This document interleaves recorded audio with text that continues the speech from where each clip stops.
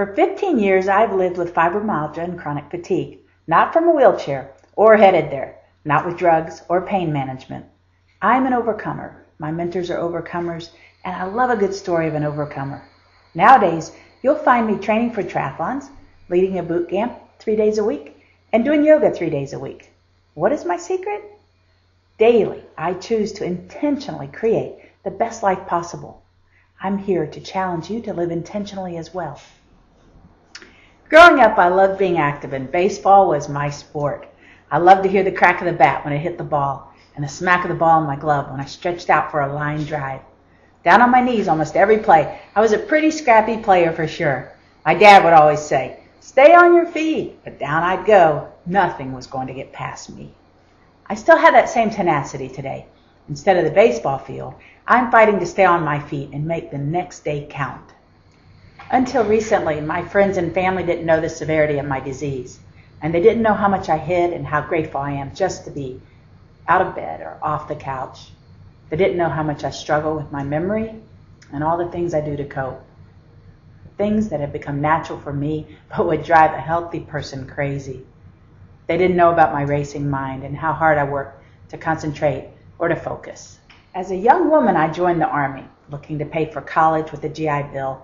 And soon after basic and communications center training, Uncle Sam decided that I could best serve my country in Uijeongbu, Korea.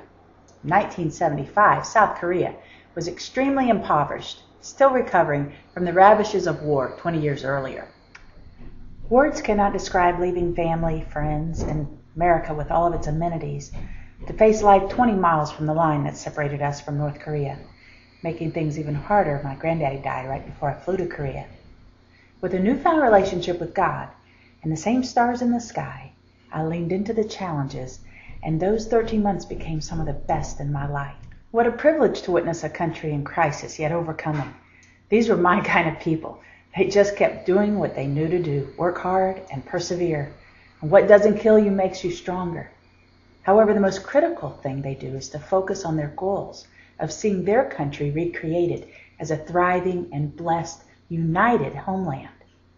Though South Korea has thrived, North Korea has continually struggled with famine and unspeakable poverty.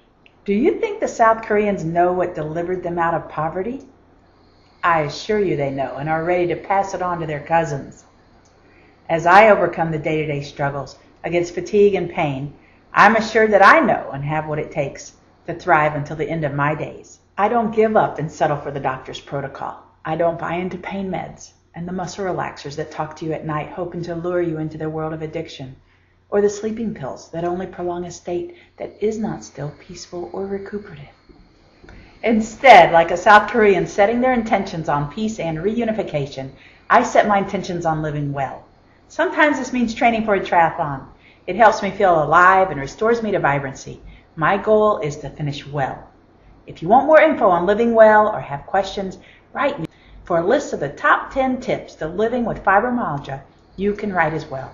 Live strong.